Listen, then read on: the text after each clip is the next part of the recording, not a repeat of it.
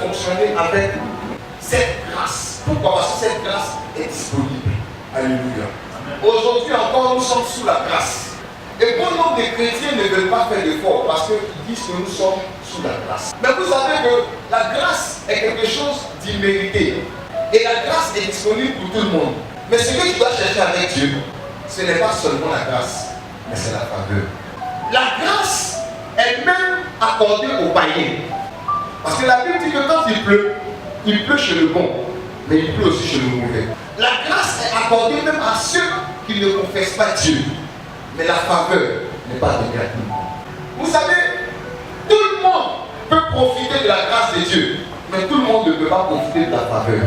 C'est pourquoi Moïse a dit à Moïse, ceux qui veulent voir ma faveur sur leur vie, voici ce qu'ils doivent faire. Parce que la faveur est accompagnée de sacrifices.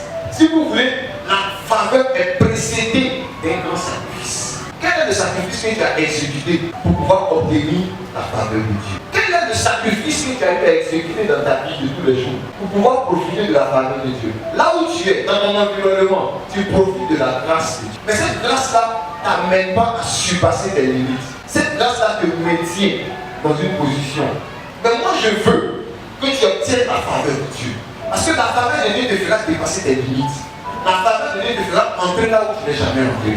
Beaucoup de chrétiens aujourd'hui marchent dans la grâce. Beaucoup d'entre nous, même des serviteurs de Dieu, composent avec la grâce. Mais ce dont nous avons besoin, ce n'est pas seulement de la grâce, mais c'est de la faveur. Quand tu as la faveur de Dieu, il y a des choses pour lesquelles tu n'as jamais prié qui viennent dans ta vie. Quand tu as la faveur de Dieu, même tes ennemis sont confondus. Mais maintenant, quand tu fais le bilan de ta vie, qu'est-ce qui peut pousser Dieu à avoir un regard favorable sur ta vie? Parce que tu n'es pas prêt à faire des sacrifices dans ta vie. Parce que tu n'es pas prêt. Le sacrifice, ce n'est pas forcément, comme Dieu l'a dit dans Lévitique, il faut donner, il faut offrir l'holocauste. Mais on peut faire le sacrifice de sa vie. Quel prix tu as payé? Il y a des gens qui viennent à l'église, mais qui refusent d'abandonner leur mauvaise vie. Parce que cette vie-là leur permet d'arrondir leur fin du mois. Ou bien cette mauvaise vie-là leur permet d'avoir une petite position dans la vie. Mais ça ne va pas te permettre de devenir ce que tu dois devenir. Ce pourquoi Dieu t'a envoyé sur la terre. Seule la faveur va te propulser à devenir ce que tu dois devenir sur la terre des hommes.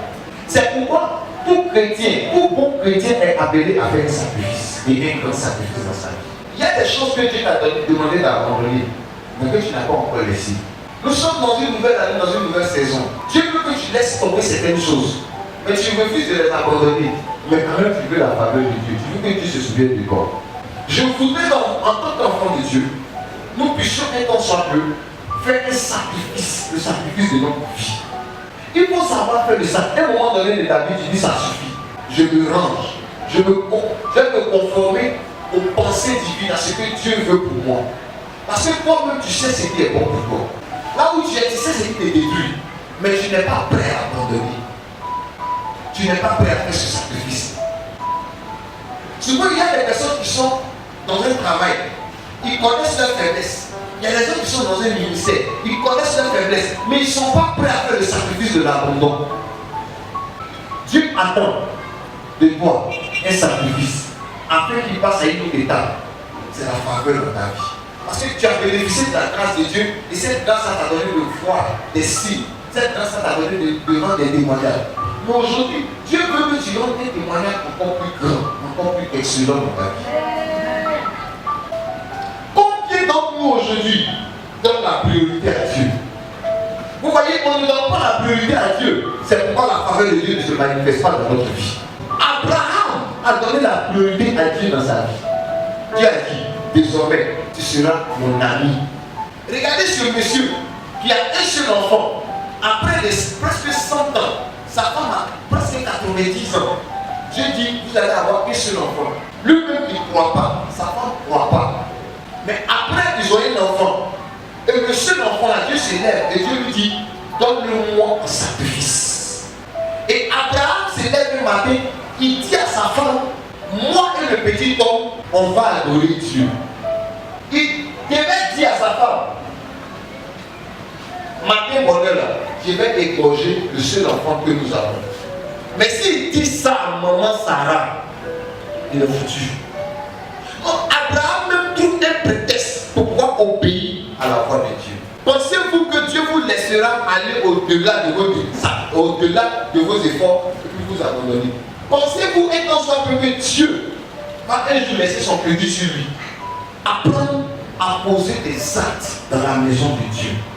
Chrétiens que nous sommes, nous devons apprendre à faire des sacrifices d'abandon. J'abandonne ça. J'abandonne cette mauvaise voie. Seigneur, j'abandonne cette vie de débauche. Seigneur, à cause de ce que je viens dans ta maison, à cause de ce que je te prie, j'abandonne ça.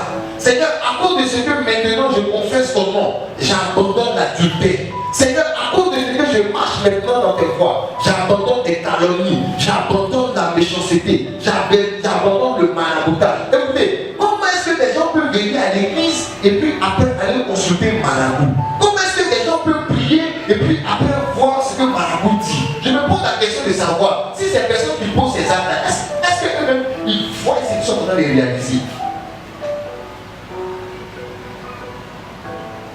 Sois béni, papa.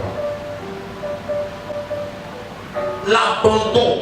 Combien de personnes aujourd'hui dans la maison de Dieu abandonnent, se dépouillent? Écoutez, la Bible dit qu'il y avait un homme qui était mendiant, mais sur lui il y avait un manteau. En Israël, le manteau est le symbole de la prospérité. Lui il avait un manteau sur lui, il était mendiant. Il n'a jamais vendu son manteau pour pouvoir manger.